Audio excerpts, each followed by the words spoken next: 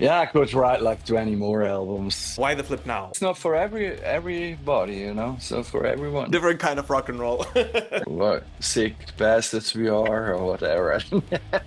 You might disappoint your fans. Mille is a genius. Is it torture? We write music for ourselves, and if other people like it, that's the best that can happen, but Hello, you Metal Pilgrims, and a very special welcome on this episode because today, for the very first time ever, I am more than happy to welcome nobody else but Tommy Vetterli of Coroner on the show. Tommy, thank you so much for finding time and joining me. How are you, man? thank you. I'm great. How are you, man? I'm good, man.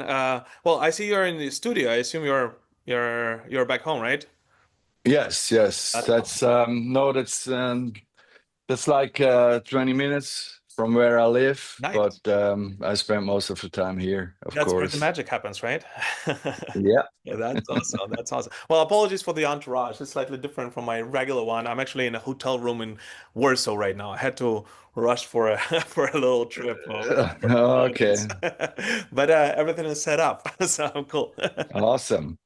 That's awesome. Yeah, man. Thanks for having me. Yeah, it's a pleasure, man. It's a pleasure and honor. I'll be honest with you before I'm not even gonna play games or anything. I'm gonna say that I've been into Coroner for I don't know, God knows how many years, and I honestly had no idea that I will ever hear any new music from you. So this is a huge surprise and a very pleasant one.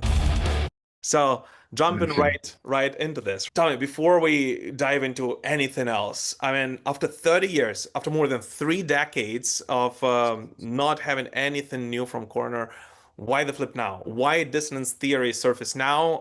And what sparked this album today in 2025? Yeah, I mean, we did the reunion 2011, Hmm. and after 2 years of playing shows, Marky left the band, and Ron and myself, we decided to write another album, a new one, just to find out how we would sound nowadays. And yeah, and after a few years playing the whole like only like 30 years old stuff, it was time for something new. Hmm. And then we got signed like 2014 or 15. And yeah, it was supposed to come out earlier, but life happens. Sure. So does that mean that you've written most of this music before, actually, more than 10 years? And no, not really. It took a long time till we actually started the whole process. It was, yeah, a few problems. Life happened, like people died. I had a divorce and stuff. And I think one of the main problems that it took that long was I work here with customers all day. And in the evening, I use all my creativity or most of it in here for customers, and then I'm done in the evening. I don't even want to listen to music. Wow. So always had to find time for myself, and the production. I did like I did two Eluveitie albums in that time. So they're in the studio here for about almost 3 months. Hmm. And this time I don't play guitar. So first off, I had to relearn playing the guitar, that I have all the chops back, that it's possible to get into the zone again. And and then I had to leave. For some reason I couldn't write here. I don't know why. Wow. So I rented a house in the mountains and went there, and then from that on, stuff happened. But I could have like a week or 1.5 week off for that, and then I had to go back into the studio to work on the next production. That was kind of the main problem. And maybe I had a bit of a procrastination problem as well when I look at it now after we did it. It's like, okay, maybe I was a bit afraid of it as well. Yeah. It's not that easy to write something like more than 30 years later with that legacy, it's kind of tricky. That's true. I was like, the worst thing you're most likely thinking of this blockage that you have that, hey, after 30 years of being this legendary band, you might disappoint your fans, and I assume this was a big thing that was Yes. kind of in the back of your head. Yes, kind of. And then I thought a lot about how should it sound, you know. I didn't want to have like the sound from the 90s, you Hmm. know. I think nowadays for my taste stuff sounds better, but Hmm. that's just my opinion. But I had like a modern sound in my head, but with like an old school approach Hmm. and an old school vibe. So yeah, then I thought a lot how the songs should be because some fans like more like the Green era, other ones prefer the few first ones. So yeah, I came to the conclusion fast that that doesn't make any sense. That I just have to sit down and see what comes out, and that's how I did it at the end. So you didn't try to balance this legacy sound with innovation during this, right? No, Just whatever no, came your way. yes, And I assume yes. working with a lot of bands had an influence on that. So you can see the inputs, Yeah, like everything you hear and see in your life influences you of for, course. Yeah. so it's yeah, it just came out how it came out. But I spent a lot of time writing it. Like I have a problem. I get bored really fast with myself when I play. It's like, oh no, this is boring. Oh no, I don't like that. So maybe out of 50 riff ideas, one made it to the album. Shit. So you have Yeah. a lot of leftover material. Yeah, I could write like 20 more Oh, albums, well, we but expect Dissonance they Theory wouldn't. number two in tomorrow. What? Part two. Yeah, but I don't think it would have the same level of quality Okay. for myself. You know, we never wrote for the crowd, never, not even in the past. That's why the music is probably a bit weird. When I write, I have to have this to get this special feeling that I have something special. I can't Mhm. describe it, but I think musicians know when they have something good, and that's good for themselves. Maybe not for everybody, but I had this. I had to have this feeling. That's very interesting and very honorable. Because one thing I always say is that, especially us metalheads, in the world of plastic music, we actually value authenticity. We value what is real, right? And no matter what anyone says, you can always tell whether this was an honest piece of material or not. Yeah, If you yeah, listen to absolutely. it. Yeah. Yeah, absolutely. Well, I was actually able to listen to Dissonance Theory a little bit earlier than most mortal human beings. I am going to tell you exactly the same thing that I told Rob Halford when I spoke to him about Invincible Shield, that listening to, new music of one of your favorite bands is a torture, right? Before you put that in, because you always think like the same way as as you were kind of afraid, let's call it like this, to put out new music after 30 years of silence. For me also, like I know Coroner from back in the day, right? So, and I do like the music from back in the day, but there are just so many legacy acts that come back for nostalgia and for nostalgia only, just like Yeah, as a cash grab. Yeah, so I was really worried putting that album, and I okay. specifically didn't listen to the new single that you guys put out before I listened to the entire album. But I was blown away. I fucking loved every moment of it, Oh, wow. from the opening Thank you. intro piece until the very end. It has this amazing flow that I would actually argue that you did balance the legacy with the modernity here. It definitely does not sound like a continuation of Grin at all for me, right? It sounds No. like what would you most likely have released today if you had have been consistent in the 90s and the early 2000s. You know, this is kind of what you would naturally have come to it. So it's Thank you. just my piece of my piece of Okay. review for you, right? Thanks a lot. Thanks. So did you guys when compiling it all to the you know, to make it a one cohesive piece, I mean, did you try to make it in a way a little bit more old school so that you can listen to it and you should listen to it in its entirety right away, or you didn't really give a care about it at all? The set list like is very important. It's like a song in a song, Hmm. or you know, Yeah. it's like same with guitar solos. So the flow, like everything, you start and then you build up, and then you know it's really important.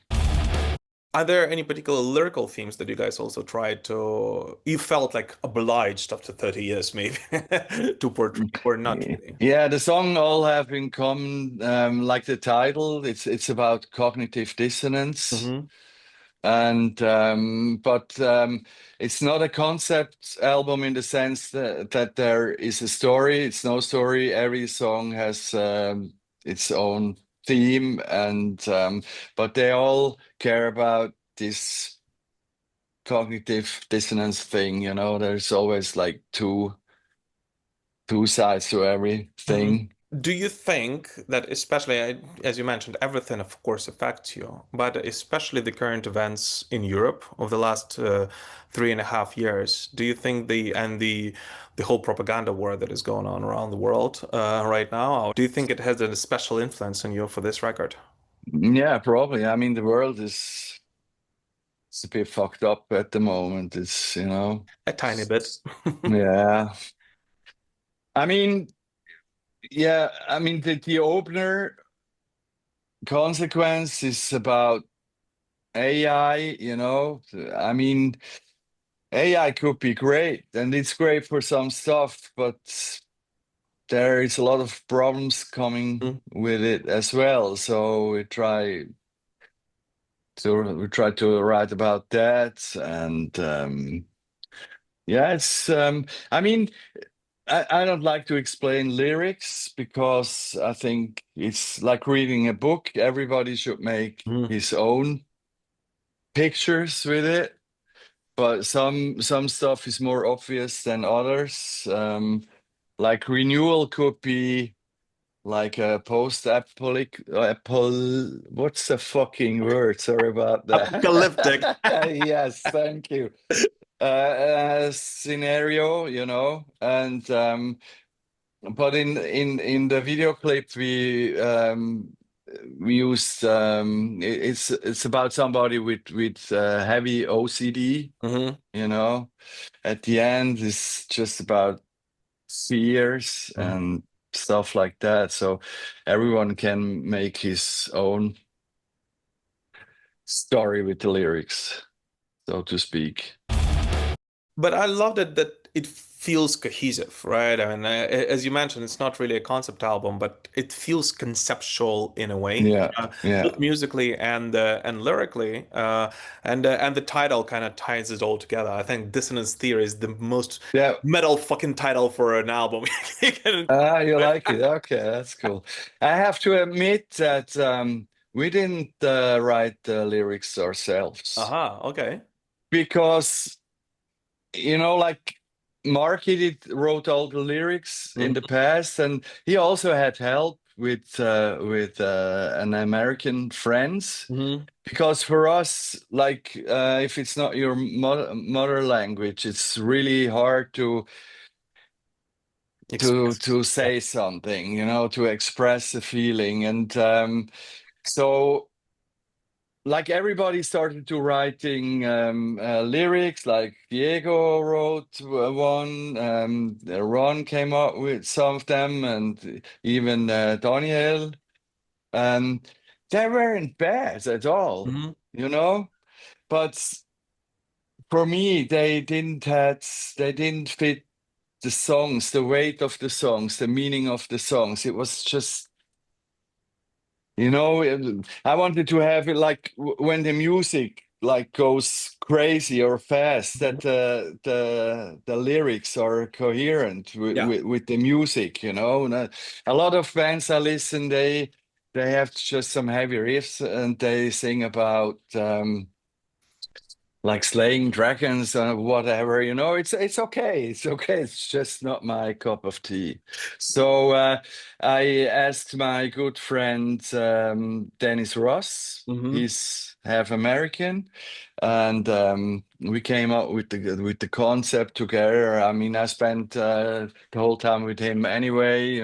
He's my best friend, and he was involved in the producing. He was the co-producer of the album. Mm-hmm.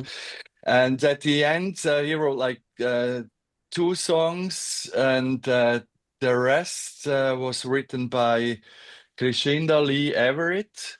Mm-hmm. She's a published author in the US, and she is writing a book about Coroner at the moment. Wow. So what's better than have a real author for, I mean, and this we tried it and it clicked fast, and yeah, we put like a piano note on the Mm-hmm. demos Mm-hmm. where the Yeah, yeah. vocals are supposed to be, like with the Like a MIDI rhythm kind and of. Yeah. everything. Yeah. And we talked about stuff like the theme and the Mm-hmm. concept of the album, and she came up with an idea, and then it went back and forth. Like Dennis and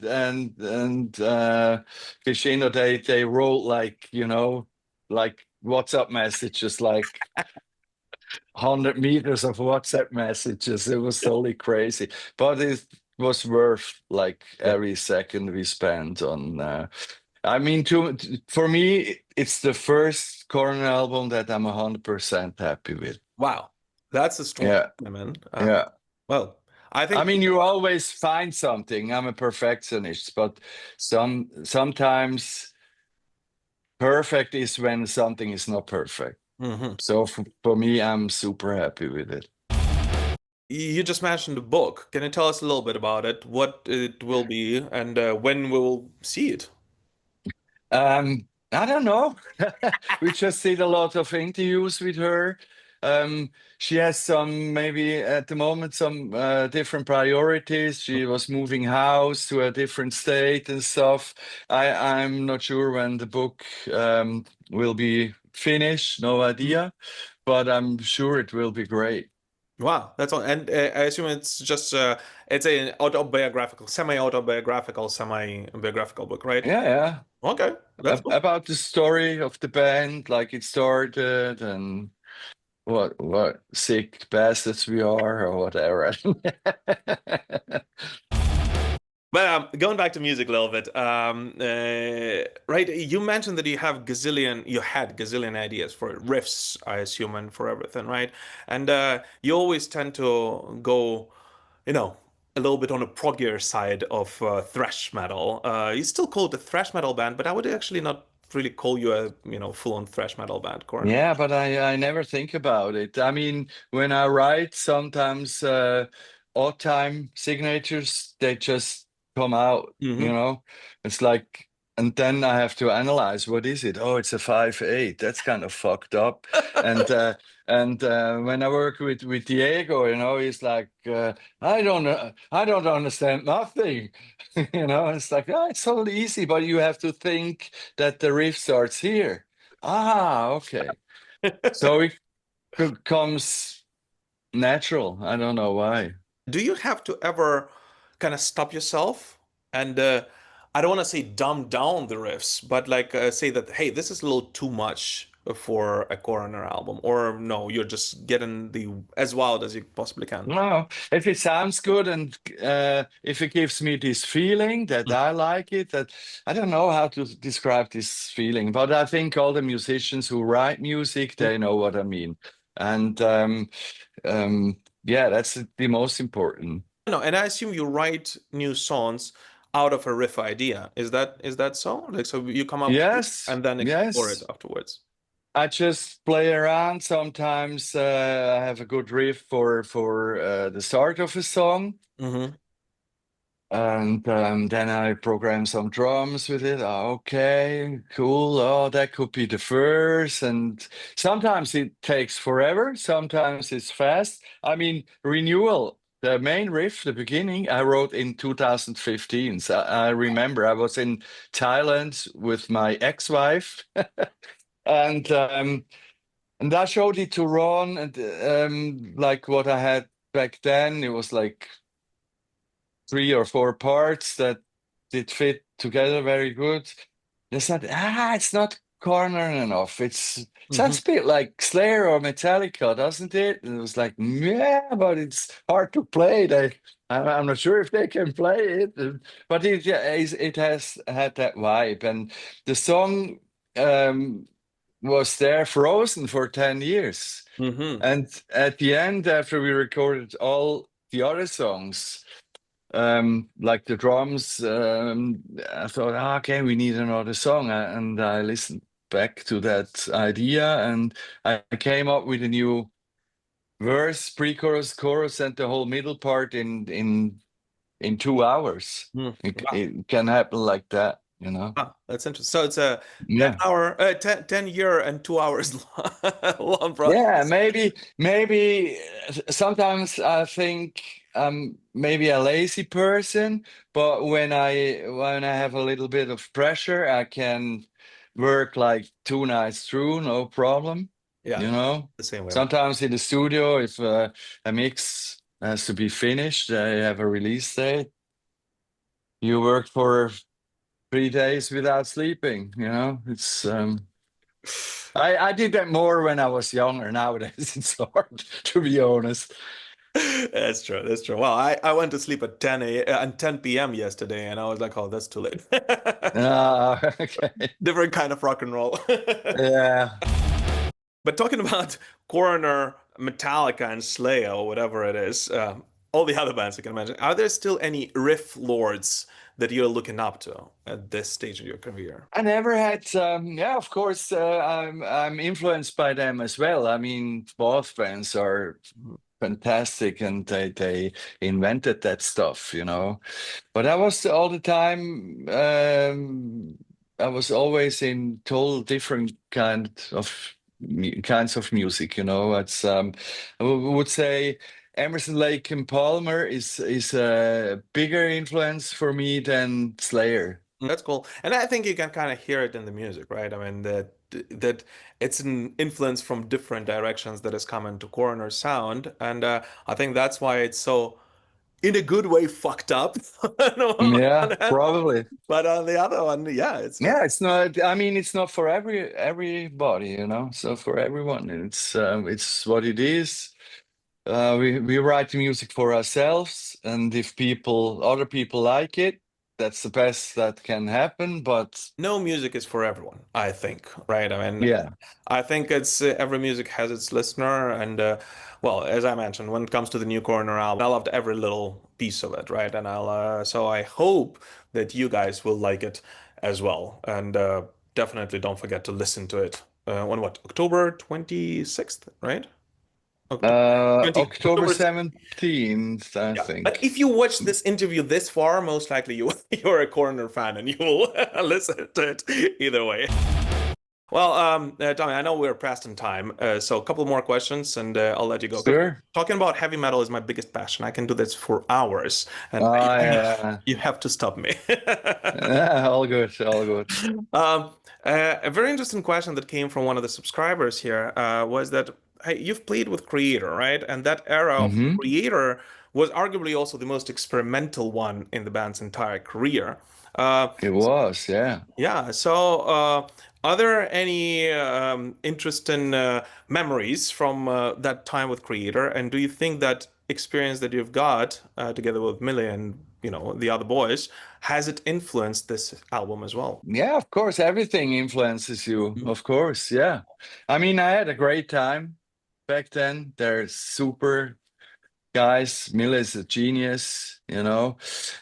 And it was a very special time, you know, like heavy metal was a bit going down, you know, the grunge thing came, and the techno scene was a big thing, and So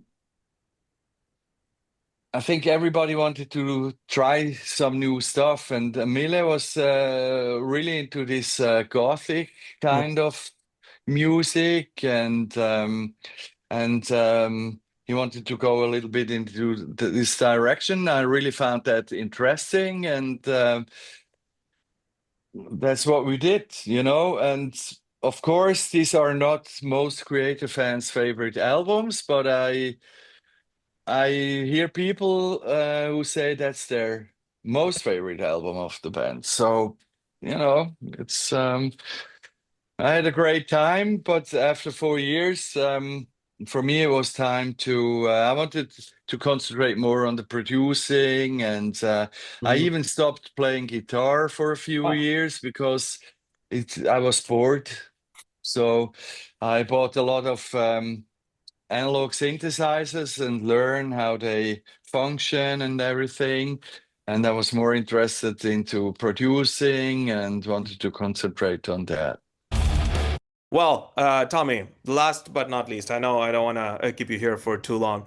And you started talking about this. This year, and the last couple of years overall, right? I mean, are incredible for metal. Last year, I think, was the best year for classic heavy metal sound in, I don't know, Okay. several decades, at least for me, right? With the new Bruce Dickinson, with the new Judas Priest album, Saxon released a masterful record as well, and a bunch of other bands as well. This year is just a year of thrash metal for me personally, right? And there's so many Okay. cool albums coming out with Coroner, Destruction, Sodom, you name it. I mean, just like a lot of Yeah, that. yeah. So Yeah, Dark Angel Dark came Angel, yeah. like after 30 years as well. Yeah, Exactly. that's great. So that's great. Why do you think it is so that today in 2025 or whatever in the last couple of years suddenly there's so much surge in interest in heavy metal overall all across the globe? And if you see at the ticket sales, it's doing much better than Mhm. despite the prices than it did for the past 20 years. So Yes, maybe one of the reasons is what you mentioned in the beginning, that the people look for real stuff, you know, not like fake and like there's these influencers and AI, and you're not sure if this is this real news or fake news. Is this even real? Is this a person or is this AI? I mean, the stuff gets crazy good. I mean, what the fuck? And is this the truth or? And I think metal. I mean, even during the production, I work with Pro Tools, but I used it more like a tape machine, like in the past. So rather than play it once and edit everything, I played it like 5 or 6 times till I had the feel I wanted. Um, that it sounds more real and not fake, and maybe that's one reason for that. I don't know. yeah, I agree. Well, and A hope lot of new bands. I mean, it's a style. I like it. Like those YouTube metal. Like everything is digital amps and or plugins and edited, and it's an aesthetic. It sounds great, but that was not for us. So maybe this real stuff has a bit of a renaissance at the moment. this was Tommy Vetterli of Coroner, and their new studio album will be out on October 17th. So definitely not miss it. Tommy, thank you so much for finding time and joining Thank you me. so much. Any last Thanks message for to the having me. fans? Hey, just yeah, listen to heavy music and don't be an asshole. That's the best kind of message. Tommy, thank you so much. Keep rocking, brother. Hey, thank you. Thanks. Thanks a lot. Thanks. Thank, man.